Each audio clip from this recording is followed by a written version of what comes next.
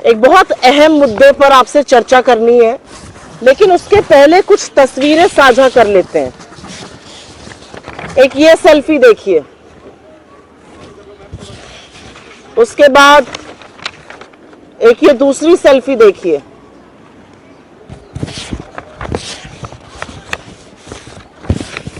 फिर एक तीसरी सेल्फी देखिए,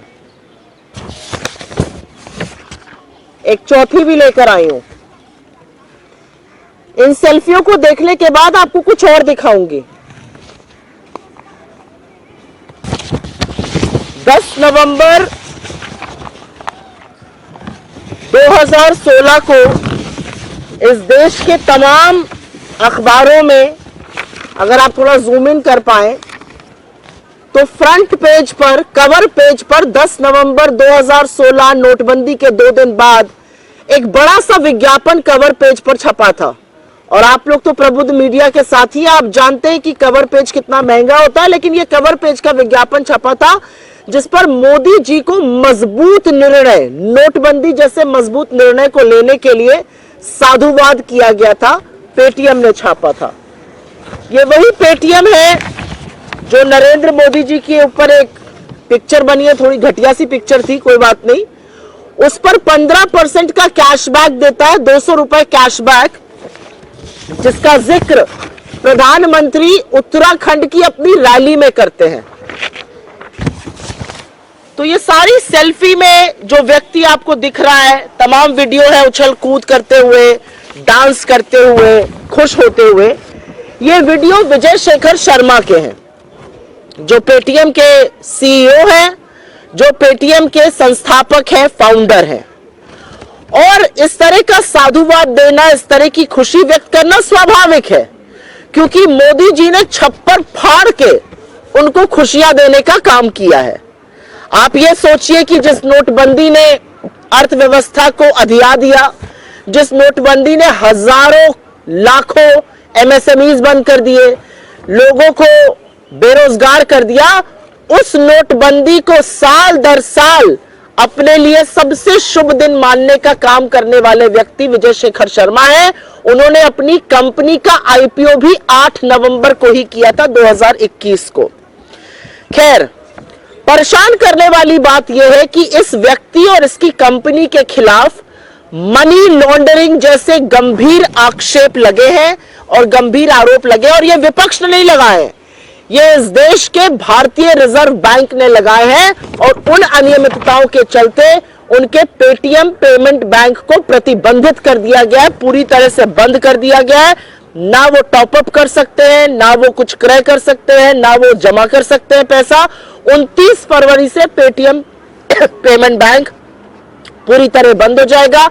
आपकी जानकारी के लिए सारी कार्रवाई आरबीआई ने अपने अधिनियम 35A के तहत की है। तो ये वो व्यक्ति है जो प्रधानमंत्री के बेहद करीबी है। ये वो व्यक्ति है जिनके बारे में प्रधानमंत्री अपनी चुनावी रैली में जिक्र करते हैं, तमाम सेल्फी खिंचाते हैं। आप सब जानते हैं, प्रधानमंत्री की तस्वीर को अगर आप किसी अखबार में इस्तेमाल करते हैं विज्ञापन के लिए, तो आपको पीएमओ की संस्तुति चाहिए होती है। तो ये बहुत करीबी है प्रधानमंत्री के, बहुत चाहते हैं, बहुत लाडले हैं। और अब ये मनी लॉन्ड्रिंग जैसे आक्षेपों से घिरे हुए हैं। और ऐसा नहीं है कि ये गाज एकदम से गिर गई है, क्योंकि अगर खबर देखिए और रिपोर्ट्स जो आप ही लोग लगा रहे हैं, उनके मुताबिक 2017 में लाइसेंस मिलने के 1 साल के अंदर गंभीर घपले शुरू हो गए थे और आरबीआई ने बार बार दंडित करने का भी काम किया। कभी जमाकर्ताओं पर रोक लगी, कभी जुर्माना लगा 6-6 करोड़ रुपए का, तमाम चीजें हुई। लेकिन उस दौरान भी, उसके बावजूद भी प्रधानमंत्री इनकी पैरवी करते रहे, इनका प्रचार प्रसार करते रहे। कुछ बातें जिन पर इनको यह सजा सुनाई गई है उसका उल्लेख कर देती हूं। खबरों के मुताबिक आरबीआई ने 35 करोड़ पेमेंट बैंक के जो वॉलेट थे उसका निरीक्षण किया। उसमें से 31 करोड़, 35 करोड़ का निरीक्षण किया, 31 करोड़ निष्क्रिय पाए गए। पैन कार्ड, एक एक पैन कार्ड हजारों नंबरों से जुड़ा पाया गया। लाखों खातों का केवाईसी नहीं हुआ था। मनी लॉन्ड्रिंग की संभावनाएं इसी से उजागर हुई। बैंक द्वारा लगातार झूठी अनुपालन रिपोर्ट देती जाई गई और जो ग्रुप 197 कंपनी का नाम है, लेकिन पेटीएम की जो ग्रुप कंपनीज है उसमें आपस में जो घपला था, उसके चलते आरबीआई ने ये बड़ा कदम उठाया। यहां पर दो चीजों की बात करनी जरूरी है, क्योंकि पेटीएम पर पहले भी अपने डेटा को भारतीय जनता पार्टी के साथ साझा करने का गंभीर आरोप लग चुका है। आरबीआई ने पेटीएम पेमेंट बैंक के बीच और पेटीएम के बीच होने वाले डेटा ट्रांजैक्शन पर भी गहन चिंता जताई है और यह भी सामने आता है कि इस चिंता के बावजूद ना शीर्ष अधिकारियों का तबादला हुआ, ना उनके खिलाफ कोई कदम उठाया गया और कंपनी ने बिजनेस बढ़ाने के जुनून में लगातार नियमों का उल्लंघन किया और हर तरह के कानून को ताक पे रखा। शायद वो कहावत है हमारी तरफ, कहते हैं जब सैया भय कोतवाल तो डर काहे का। मोदी जी साथ में हैं, उनके साथ सेल्फी खींच रही हैं, वो प्रचार प्रसार आपका इलेक्शन रैली में कर रहे हैं, तो डरने की क्या बात है इन लोगों को। खैर, एक और चिंता जो आरबीआई ने जताई वो पेमेंट बैंक की शेयर होल्डिंग को लेकर है।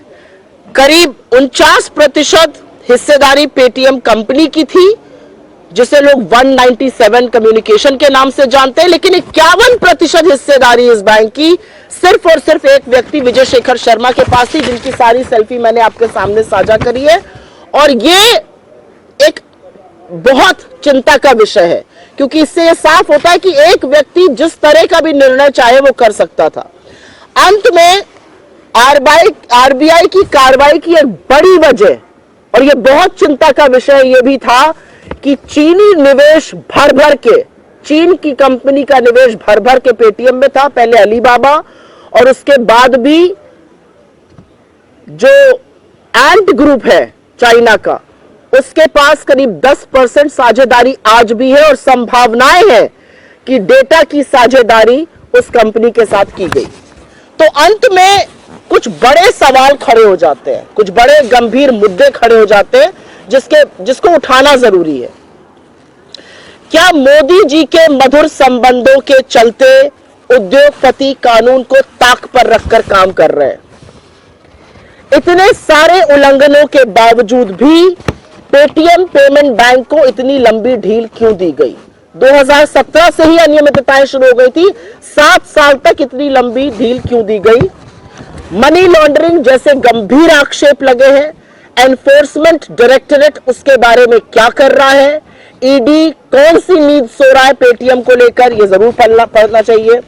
पेटीएम ने बीजेपी, भारतीय जनता पार्टी और पीएम केयर्स फंड को कितना चंदा दिया और क्या उस चंदे की बदौलत वो आज तक बचा रहा है? पहले अडानी और अब ये बार बार जो मोदी जी के लाडले हैं, उनके खिलाफ एजेंसियां शिथिल क्यों पड़ जाती हैं? यह अपने आप में एक बड़ा सवाल है। और अंत में 2 सवाल जरूरी हैं। ईडी के 95% केसेस विपक्ष के लोगों के खिलाफ है, क्या ईडी इससे संतुष्ट है? और पेटीएम का तमाम ट्रांजैक्शन में लेन देन है, 10 करोड़ से ज्यादा तो पेटीएम के उपभोक्ता है, क्या यह डेटा भारतीय जनता पार्टी के साथ शेयर हो रहा है? सरकार की दी हुई जानकारी के मुताबिक वित्तीय वर्ष 2023 में करीब 137 लाख करोड़ का डिजिटल पेमेंट हुआ, जिसमें पेटीएम का अच्छा खासा शेयर है। क्या ये दावे के साथ कहा जा सकता है कि यह डेटा गोपनीय है, यह डेटा सुरक्षित है, या इसकी ब्रीच हुई है? ये बहुत सारे प्रश्न हैं। पेटीएम का स्टॉक लगातार गिर रहा है, माइनॉरिटी शेयर होल्डर्स इससे आहत हैं, पर सबसे बड़ा सवाल यह है कि जिस कंपनी पर मनी लॉन्ड्रिंग जैसे गहन आरोप इस देश के banking regulator reserve bank of India ने लगाए हैं, वो किस तरह से खुला घूम रहा था और प्रधानमंत्री उसका प्रचार प्रसार और पैरवी क्यों कर रहे थे? आज ये सवाल उठना भी जरूरी है और इसका जवाब भी आना जरूरी है। अगर आपके पास पेटीएम पे कोई सवाल है तो उस पर जरूर पूछिए, क्योंकि सरकार ने अभी तक कोई जवाब नहीं दिया है। असलियत यह है कि 2017 से इरेगुलरिटीज चल रही थी, आरबीआई ने बैन कर दिया है, लेकिन सरकार ने अभी तक कोई जवाब देना वाजिब नहीं समझा है। तो मुझे लगता है पहले पेटीएम पे बात हो जाए, अगर आप लोग के कुछ सवाल उस पर हो।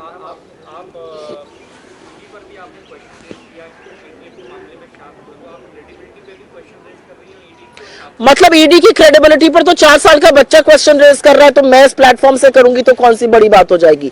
ईडी की क्रेडिबिलिटी और विश्वसनीयता तो यह है कि वो भारतीय जनता पार्टी का फ्रंटल बन चुकी है, तो पहले भारतीय जनता पार्टी को बचाती है, राजनीतिक प्रतिद्वंदता से 95% केसेस ऑपोजिशन के खिलाफ करती है, और जब इस तरह की चीजें आती है तो ईडी मानो कुंभकर्ण की नींद सोई हुई है। ईडी को जब नीरव मोदी से लेकर विजय माल्या, ललित मोदी, संजय सिसोदिया को वापस लाना है तो ईडी शिथिल है, और जब ऐसे मामले आते हैं तो ईडी की कोई कार्रवाई नहीं है। अभी विपक्ष का नाम आ जाए तो ईडी जो है वो रात दिन काम करने लगती है। तो ईडी की विश्वसनीयता और ईडी की शिथिलता पर बहुत बड़ा सवाल है। आरबीआई जैसी संस्था ने अगर मनी लॉन्ड्रिंग की आशंका जताई है तो अभी तक ईडी क्या कर रही है पेटीएम के खिलाफ, सवाल इस बात का। और पेटीएम को कौन बचा रहा है? क्या पेटीएम को खुद नरेंद्र मोदी बचा रहे हैं? यह सवाल है।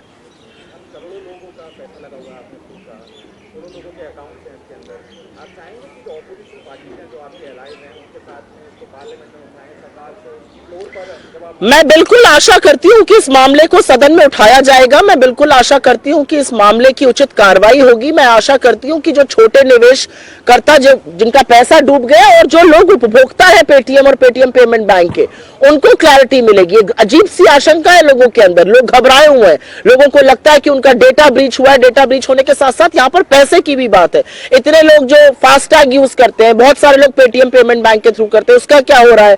पेमेंट्स जो बहुत सारे वेंडर्स हैं तमाम हिंदुस्तान में, छोटी दुकानें, खोमचे वाले छोटे लोग, वो पेटीएम पेमेंट बैंक यूज करते हैं, उसका क्या हो रहा है? तो मुझे लगता है ये बहुत गंभीर मुद्दा और बिल्कुल इसको देश के सदन में गूंजना चाहिए। सरकार हर बार अपराधियों को इसलिए नहीं बचा सकती क्योंकि वो मोदी जी के साथ खड़े होकर सेल्फी खींच रहे हैं और उनका चरण वंदन कर रहे हैं और नोटबंदी जैसे बेतुके और बिल्कुल वाहियात डिसीजंस को सबसे मजबूत और निर्णायक कदम बता रहे हैं।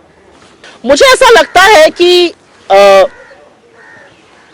लोकतंत्र में अगर आपको अपने विधायकों को हटाना पड़ रहा है, अगर आपको प्रिकॉशन लेना पड़ रहा है, तो यह लोकतंत्र के लिए बड़ा गंभीर दिन है, यह लोकतंत्र के लिए बड़ा दुखद दिन है। और दुखद दिन इसलिए है क्योंकि यह लोकतंत्र को तार तार करता है। यह दिखाता है कि सत्ता में बैठे हुए हुक्मरान पैसे और एजेंसियों के बल पर लोकतंत्र का दम घोटने का काम करते हैं। वो खरीद फरोख्त करते हैं, वो चुनी हुई सरकारों को गिराते हैं, वो मताधिकार का दुरुपयोग करते हैं। ये लोकतंत्र के लिए गंभीर विषय है और बिल्कुल जो कदम उठाना होगा चुनी हुई सरकारों को बचाने के लिए, मताधिकार की रक्षा के लिए, लोगों का जो मताधिकार था उसको ऊपर रखने के लिए, वो हम करेंगे। तो प्राइम मिनिस्टर जुमले बोलते हैं, आज फिर हम जुमला सुनेंगे, चेस्ट थंपिंग सुनेंगे। प्रधानमंत्री को बेरोजगारी से, महंगाई से, आर्थिक असमानता से, युवाओं के अंधकार होते हुए भविष्य से, पेटीएम जैसे होते हुए फ्रॉड से, मनी लॉन्ड्रिंग के ऐसे स्कैम से कोई मतलब नहीं है। प्रधानमंत्री का एक ही ध्येय है, भटकाओ मुद्दों से, क्योंकि अगर नहीं भटकाएंगे तो 10 साल का जो कच्चा चिट्ठा है वो सामने आ जाएगा।